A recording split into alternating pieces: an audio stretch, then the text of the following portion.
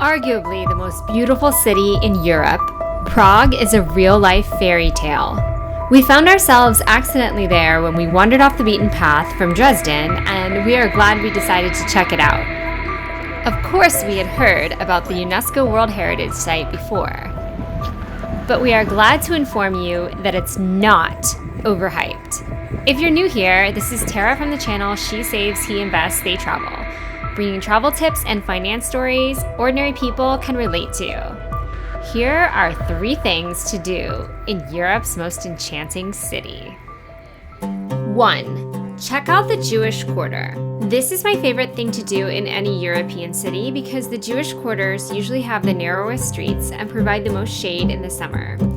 Jewish people historically were usually relegated to the worst parts of town, crowding into tiny sections designated just for them by the majority Christian rulers. In Prague, historically, this used to be the case as well. But now the Jewish Quarter is the most expensive area of town, full of wide boulevards and luxury shops. It's still worth a visit because of its 6 synagogues and graveyard, all located within walking distance of each other. These synagogues span centuries and all have distinct architectural styles. They're like nothing I've ever seen. I usually find synagogues plain and boring. I've never seen synagogues like these before. 2 of these synagogues are the most gorgeous I've ever seen, and one is the oldest functioning synagogue in Europe.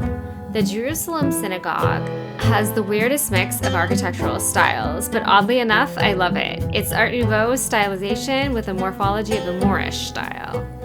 And the Spanish Synagogue is stunning.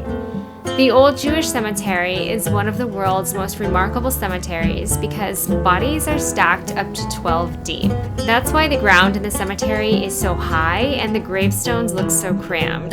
You can buy 1 ticket and gain entry into all 6 synagogues and the cemetery. It's well worth it for the price. Another thing you can do in Prague is take a Soviet communism nuclear bunker tour.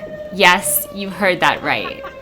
We purchased this tour through Get Your Guide, which is the official sponsor of this video. We are showing you how to book an activity here. Get Your Guide unlocks unforgettable experiences for travelers, and this was definitely an unforgettable experience. Get Your Guide offers more than 60,000 curated experiences in more than 3,600 destinations worldwide, from tickets to top sites to one-of-a-kind local tours. Their experiences are provided by knowledgeable local experts. Their app allows you to book and download and access your tickets with no printing required. They offer 24/7 support, free cancellation up to 24 hours before, and a real skip-the-line value. Here are some highlights from our unique experience. The 3-hour tour starts in the Old Town, and then we take a trolley to the outskirts. Historical photographs, uniforms, gas masks, weapons, and propaganda are all explained in fascinating detail. This was our guide. He was a little intense. So please do me a favor, go to the wall.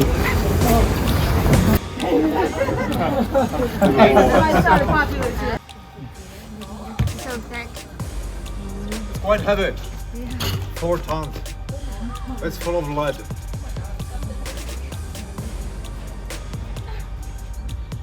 Another unique thing to do in Prague is to go ice skating if you visit during the winter. As far as rinks go, there are a lot of options. Links in the description below. We went to I'm not going to even try to pronounce it, but it was behind the monastery, and we were pretty happy with our selection because it was sort of hidden while still in the city center. Not too crowded, frequented by locals with a big enough rink. Reviewers say the ice is pretty good, which I slightly disagreed with, but the skates were really bad, which I agree with. The price was cheap though, 200 Czech koruna of the local currency for renting skates and entrance, which is about $8.75 per person. There is a little food stall for drinks and snacks too. And because you stayed until the end, here is your bonus. We are going to share with you where we ate and stayed. We had great dining and accommodation experiences. We loved our Airbnb in the center of the old town of Prague, aka Praga 1. It's called Tin Temple and it's linked in the description below. It's obviously very centrally located, but it also has a beautiful view, and the price is right at $89 per night. The host was responsive and we didn't have to meet anyone to check in. It was quiet and the Wi-Fi was strong. There's only one bathroom though, so the listing is slightly incorrect. I am so happy with this Airbnb because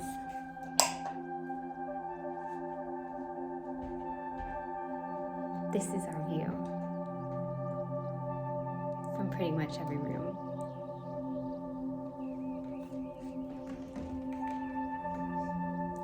And it's so quiet.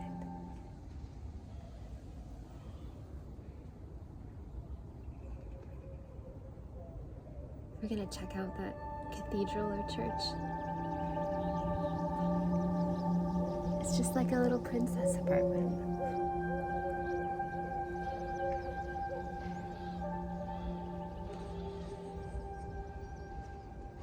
Prague is known for its beautiful cafes such as Imperial, Kavarna, Botanical Cafe, Café Louvre, and Grand Orient Cafe. This is the prettiest mistake we made in Prague, and we are so glad we made it. We were looking for Municipal House Cafe, aka Kavarna, and our GPS took us to this cafe called Tony's, which was stunning, had very few people, and good food and service. Freshly squeezed. Are you getting this? Yes. Freshly squeezed orange juice. We did eventually find Kavarna, where Municipal House Cafe Kavarna is, not Tony's. See the surrounding neighborhood? It's right next to this, which looks like a city gate.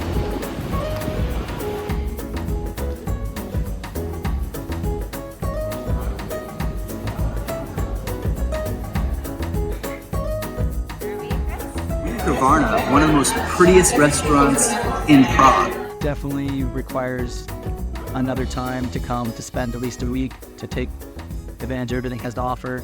And I think it'd be better when the weather is better for us Floridians. Yeah, but it was nice to see the Christmas markets. Yeah, the Christmas markets were really beautiful. So I've definitely enjoyed the stay here and look forward to coming back in the future. I just wanted to take a few moments to showcase some of the footage of the food we had at Kavarna so you can make up your own mind if you want to eat here or not. We thought the food was good.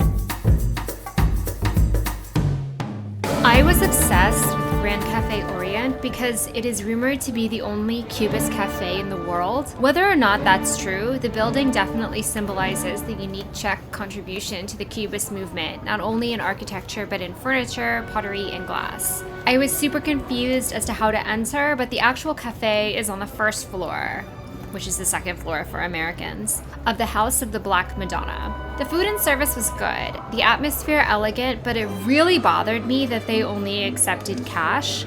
Oddly enough, they accept euros and dollars, but with a terrible exchange rate and they kind of rely on you not being able to make the calculation, we overpaid. If you go, make sure you have Czech koruna.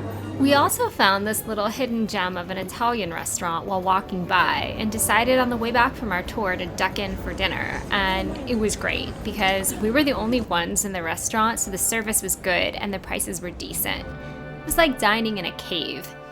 So yeah, that concludes our Prague trip, and until next time, timid investors.